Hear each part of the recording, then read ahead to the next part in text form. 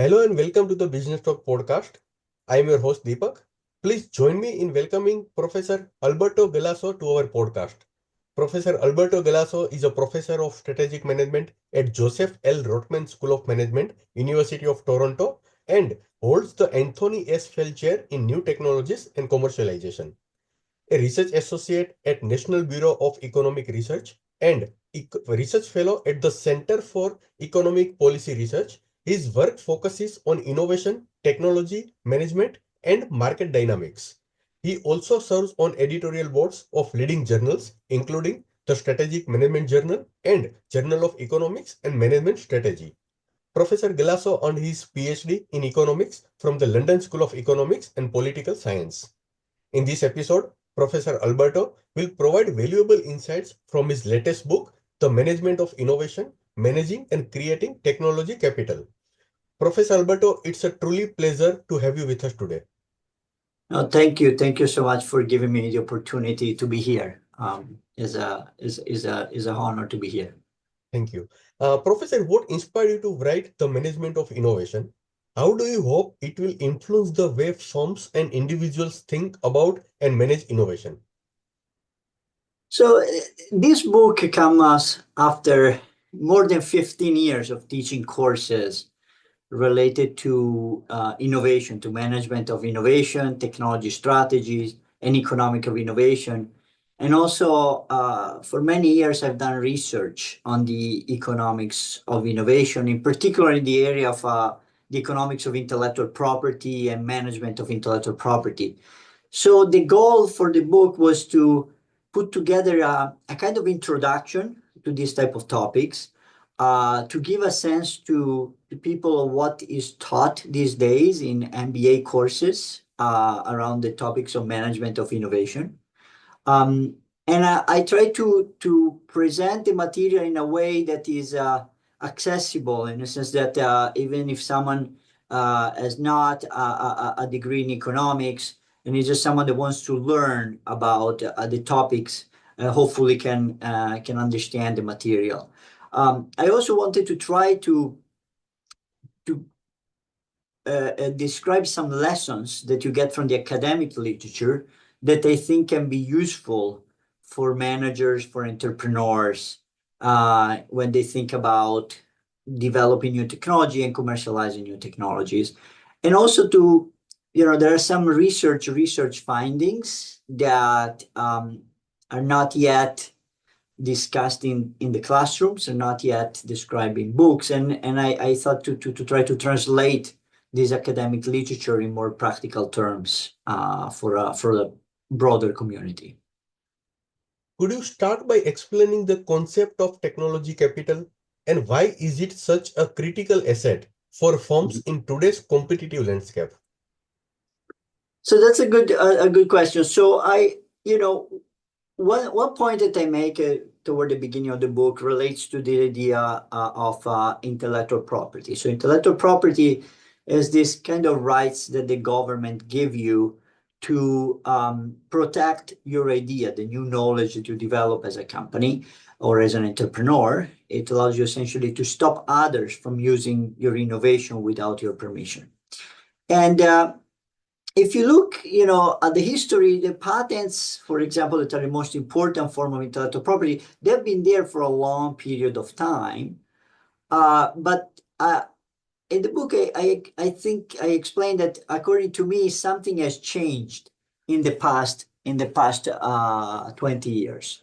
So if you look at how firms, especially large firms, were using intellectual property and patents in particular in the 80s and in the 90s, they were considered something important, but something mostly, for lawyers, something that you need to take into account from the legal perspective. Then in the early 2000s, there has been almost a change in mindset. And in the book, I refer to a nice interview that Bill Gates gave to journalists in exactly 20 years ago, in 2004, in which he said, look, we need to stop thinking of patents as something that is just for the legal department. This is something that can be really important for companies to become, leaders in their industry, to be a crucial source of competitive advantage, to generate growth and value.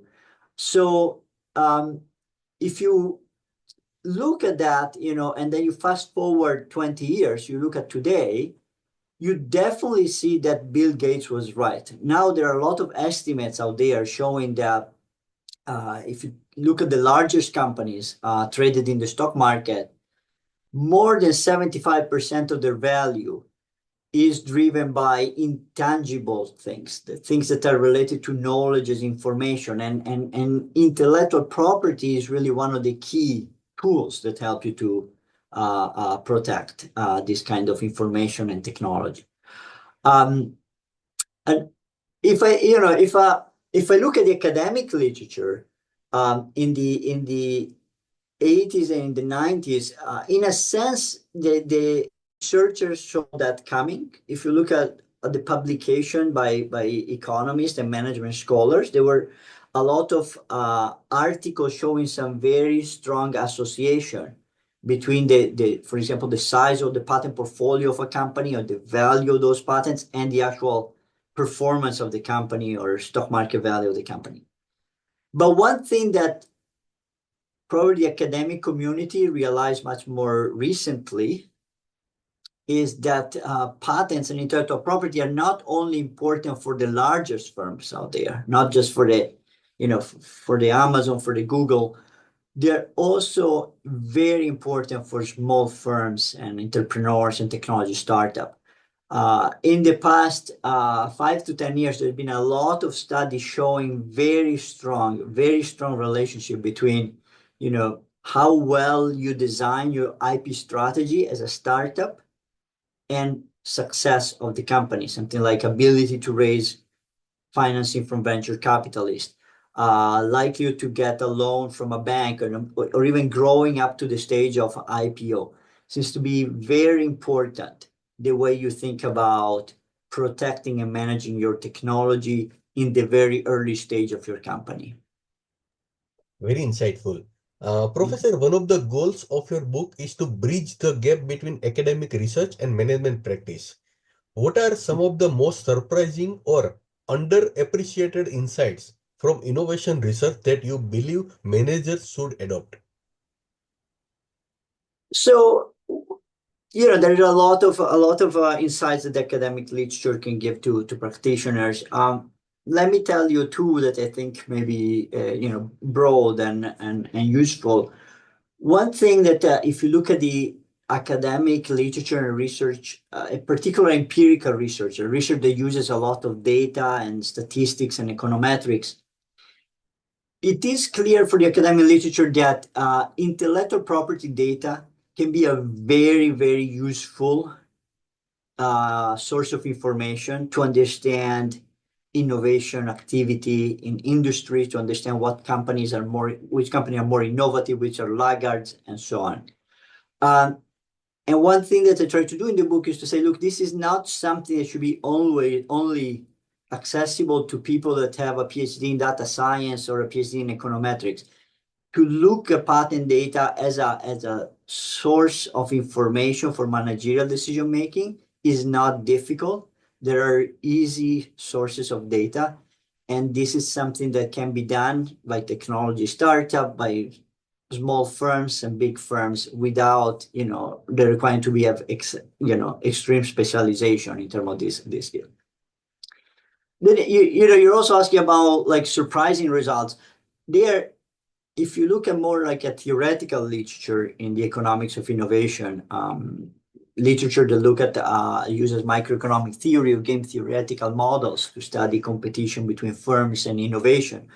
There are a lot of surprising results, and a lot of time these are surprising results because you want to understand the limit of a particular theory. You want to understand situation in which theory don't work, and you have findings that are kind of counterintuitive.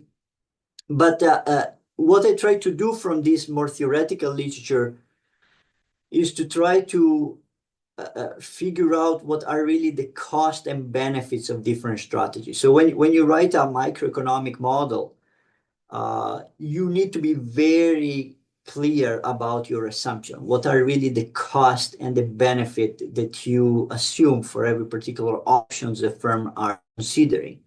And that literature, from my view, is very useful at helping managers understanding really what are all the cost and benefit of different strategies. And also is very useful to understand how strategies that sometimes, as a manager, you think are completely disconnected, can actually be much more linked to each other. Let me give you an example. If I think, if I ask to a student in my class and I say, look, you have a patent on a technology, what can you do with that patent? And very often they come up with two possible strategies. One is to say, I use it as a way to stop others, right? Is a kind of a way to block my competitor. I don't want anybody to use my technology. Or I use it as a way to share the technology with others. I license the patent. I sign a contract in which I let you use my technology. And very often they start then thinking about these two as completely, I have to choose A or B. And then if I decide to do A, I just don't think about B. It's just like completely irrelevant. But the theoretical literature, particularly the economic literature, show you that these things instead are much more connected than you think. For example, if you decide to share the technology with a license, what happens if the negotiation breaks down? Very often, if the negotiation breaks down, you litigate. So you have to really think hard about what happens during litigation to understand what can shape the contract that you're signing in terms of exchanging the technology. So links between strategies that seem completely disconnected and can come up from reading models, particular microeconomics models of innovation. Your book discusses the two key stages of the innovation process, technology management and technology creation. How do these stages differ in terms of challenges and decision making for managers? So, when I talk about technology management, I mostly talk about this area of management intellectual property. That is what we discussed previously. When I talk instead about technology creation, I essentially try to discuss what can make a firm more innovative. Okay, what do we know from the academic literature about the key channels that can make a firm more or less innovative? And here the literature is huge. My book is a short book, so I'm not, I cannot cover everything. I try to kind of focus mostly on the areas of the literature that I know a bit more. But one important thing that you get if you look at all this literature is that there are factors that are inside the firms that matter, but also factors that are outside the firm that matter. So inside the firm, there are things like how you pay your employees, how you pay especially your scientists and your engineers. Does that matter or not for innovation? The type of executive that you hire, like the CEO that you hire or other top executives, do they matter or not? The culture within the company, does it matter or not? But there are also important factors outside the firms that matter a lot. For example, if there are big changes in the competitive environment in which your company operates, that seems, can generate important changes in the innovation activity in your industry and then responses from your firm. Or changes in the geographical location in which you operate or in the policy that the government implements to support innovation. Those are kind of very important factors in the environment that can also affect innovation. Allocating resources for innovation can be a tricky balancing act. What framework or approach do you recommend to help firms make these decisions effectively? So that is a big question. Like, how do you think about what resources are needed to generate innovation? One thing that if I have to pick one point that I sometimes like to make in class and come up in discussion with the students, is, if you asked to a student, okay, let's take a company that has, never done innovation in a formal way. I think I'm a small manufacturing company that decides to set up an R&D unit, an R&D lab, okay? What kind of expenses do you expect? What type of resources do you think this unit need?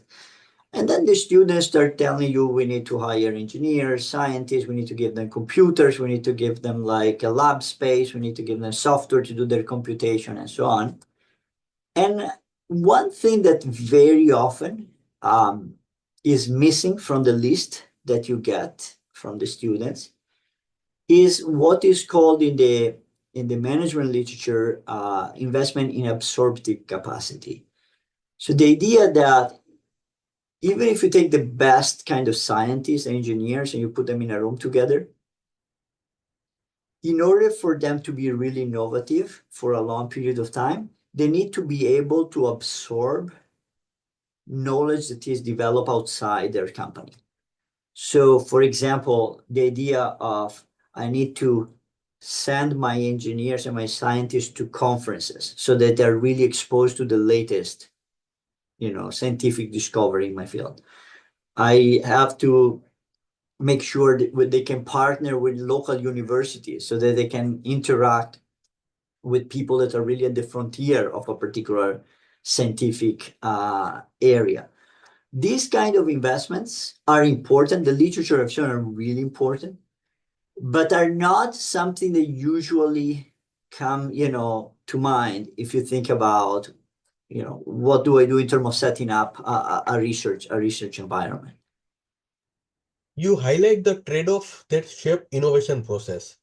Could you share an example of a trade-off that entrepreneurs or managers frequently overlook and the potential consequences of doing so?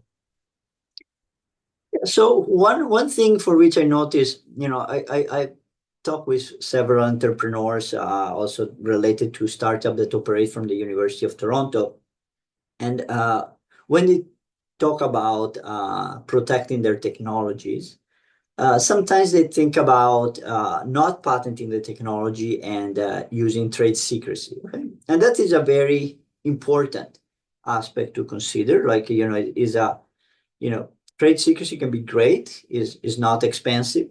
Patents can cost a lot of money. Trade secrecy can be essentially not expensive. It can last a long period of time. A patent after 20 years, it expires, and all the things that you've written in the patent then can be used by other firms. If you keep something secret instead, potentially you can, avoid other firm using it for a long period of time. So I notice, especially in some area like software firms, really being very interested in using trade secrecy and really, strongly considering the benefit of trade secrecy. But sometimes when they do this trade-off, when they think about the cost, they don't fully understand all the cost of trade secrecy. And one of the things that I noticed, for example, especially for startup, for small firm that cannot, do a lot of things themselves, and they need suppliers, they need investors. Sometimes things can go wrong. For example, when they need to raise money and they go to an investor and the investor asks them question about their product and their technology, and they say, well, we cannot tell you much more because it's a trade secret. And then people, don't want to invest in a company if they don't fully understand the technology. Or potential buyers also, they want to really know what they're buying. And, especially if you're a startup that you don't have a lot of reputation, don't have a history, people need to really understand if you have developed something new, what they're buying. And if you tell them, no, look, I cannot tell you much because this part we really want to protect it with trade secrecy, that can really create big problems. So these type of things, for example, are not sometimes fully considered when you think about trade-offs faced by managers. Professor, intellectual property and patent analytics are introduced in your book. How do these tools aid in the innovation process, and why should firms prioritize understanding them? So that part of the book that talks about patent analytics, comes after noticing that essentially all the top business schools around the world, they really push this idea of data-driven decision making. Like if if you're a manager, especially, someone at the high level in terms of executive power of the company, and you want to take big decision, you don't want only to use your instinct and your kind of managerial intuition. You also want to see whether there are some data that can help you, guiding this decision, supporting this decision. And, my view when I think about that is that this is very easy to say, but, how do you do it in practice? Some companies, like if you're Amazon, you sit on huge databases. It's very easy for you to understand everything about your consumers and suppliers and so on. But what if you're a small company that don't have this money, don't have resources, don't have data? What if you're a startup that have nothing? It's just you have a prototype, How can you use data for your decision making?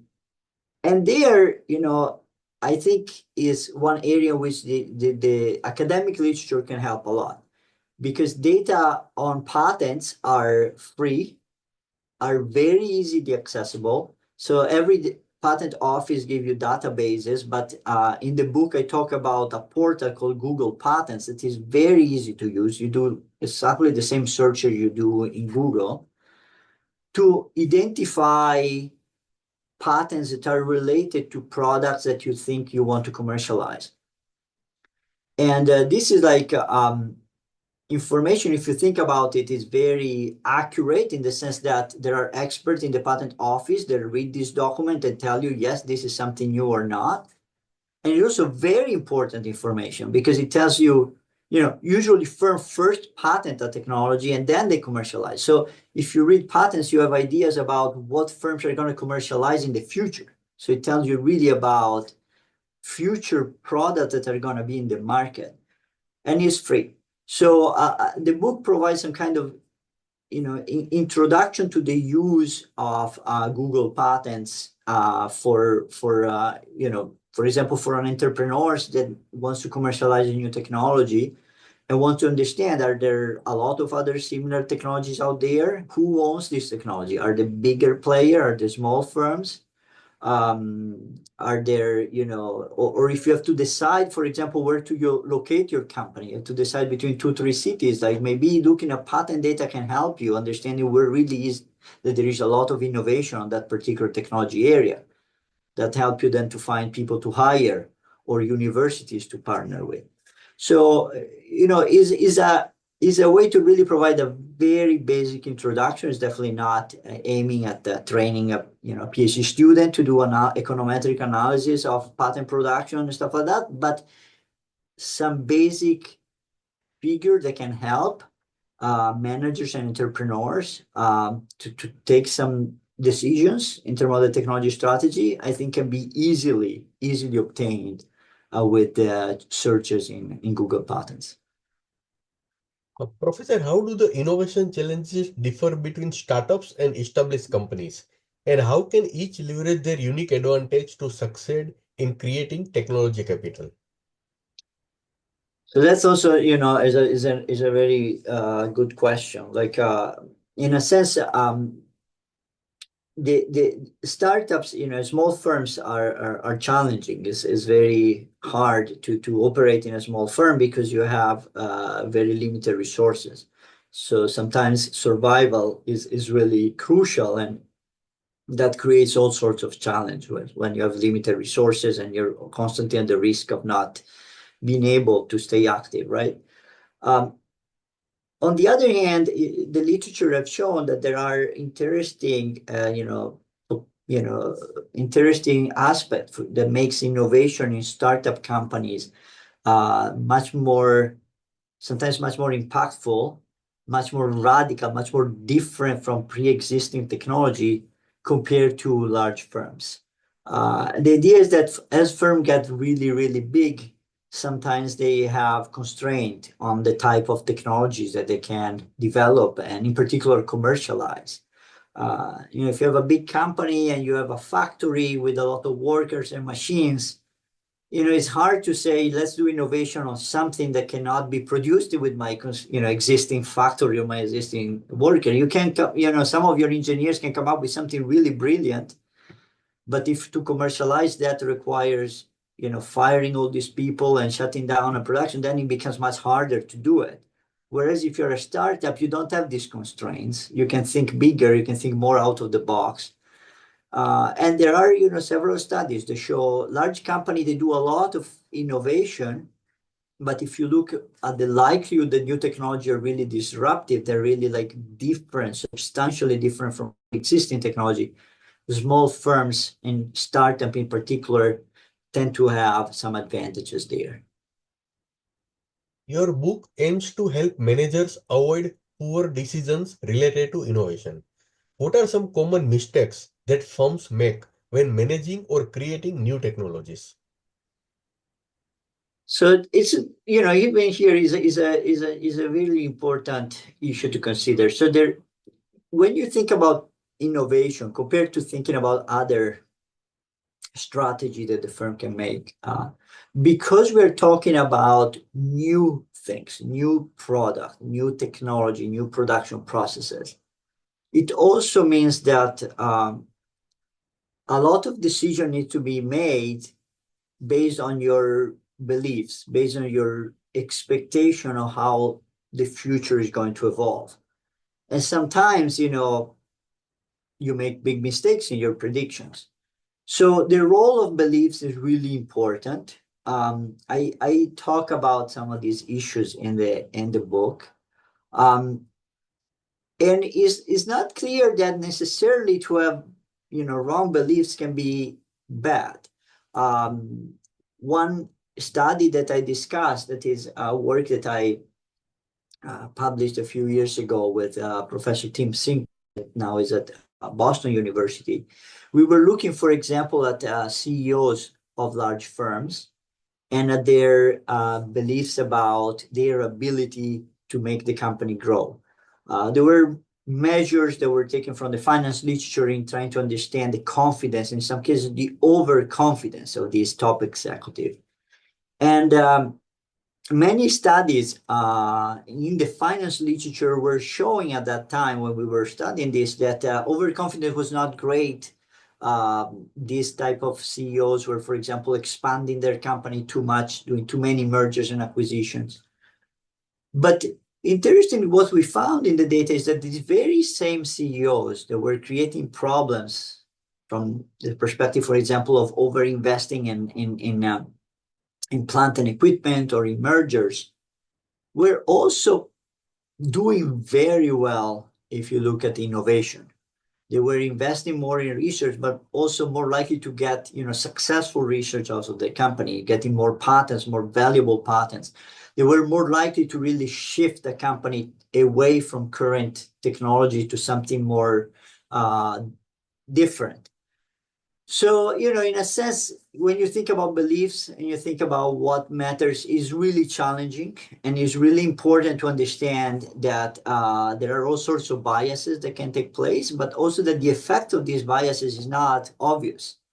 And in some cases, confidence on your ability and the ability of your company to commercialize new product can actually be something that can help with the growth and the performance of the company.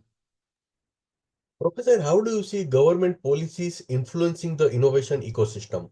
Are there specific policies that you think are particularly beneficial or detrimental to fostering technology capital? Yes. So that's a good another big question. Well, I talked about patents. So the book talks about patent policy, but outside from that, there are two other aspects of policy that I discuss in the book that I don't think are discussed enough, probably in other books that I saw around related to similar topics. One is related to the policy of innovation prizes. So in the past 10 years, there's been a huge increase in the use of government prizes, of, the idea of the government, a government agency giving large sum of money for company or individual developing particular resources.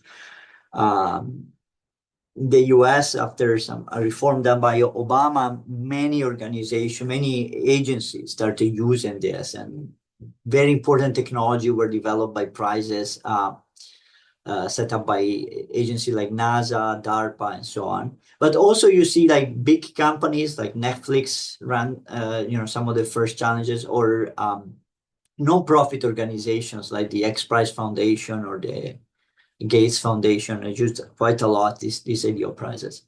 And there, is in a sense, there are two new areas of research that I think are important to look at. There is one that help organizations that want to design a prize to design this prize. Like what should I take into account as a company if I want to, or a government, if I want to set up an innovation prize? What are the issue that I need to consider in choosing the technology, in choosing the level of the challenge, in choosing the prize, and so on. But there is also another kind of complementary literature that is related to participation in the prize. Very often, startup companies and entrepreneurs are the one participating in these challenges. And there have been, some studies that are trying to help thinking through, okay, what are the cost and benefit in participating in these type of challenges? What are the thing that as an entrepreneur or a startup founder I need to consider to decide whether or not to participate in a challenge? Does it make sense for my company to do it, or does it not? So this is like one area, like this innovation policy through prizes, I think is something that is, new, and is something that is probably going to be more important in the future. The other is, there is another literature that I try to kind of survey in the book that looks at policy related to the place rather than I think about the country level. Very often policies are related to the innovation activity in a city or in a region can be very important for the actual overall innovation activity at the country level. And so the idea is to try to understand what makes a region, what makes a city more innovative than another, and how can government help with that. Okay, so those are two type of areas that I discuss in the book. Professor, my last question. For MBA students and practitioners, what key takeaways or actionable strategies from your book do you believe can make the biggest impact on their approach to innovation? So that's is a huge question. I would say at the end of the day, I see the book as making two big kind of points. One is you have to take intellectual property very seriously. Is a really important factor that shapes the success of your company and your ability to generate value from your innovation. Coming up with a new product is not enough. You also need to be able to generate value out of that. And one important source of that is intellectual property. And a caveat there is that, intellectual property is not just a tool to, protect or share your technology, but also a tool to learn about your technology environment. So this idea of patent analytics and patents as a source of information. The second point that the book makes, that is more like the second part of the book, is to say, look, there is a lot of factors that drive innovation in a company. Some are under the control of the company, some are not, some are internal, others are not. It's really important to understand this plurality, this long list of factors. Because sometimes, as a manager or entrepreneur, you forget some of those, and then some big changes happen in your company or in your city or in your industry. And you forget that these kind of things can actually matter a lot for your ability to innovate or for the innovation of your competitors. So these are the kind of two things, like the importance of IP and the importance of understanding that is a huge, list of drivers of innovation, a plurality of factors that drive innovation.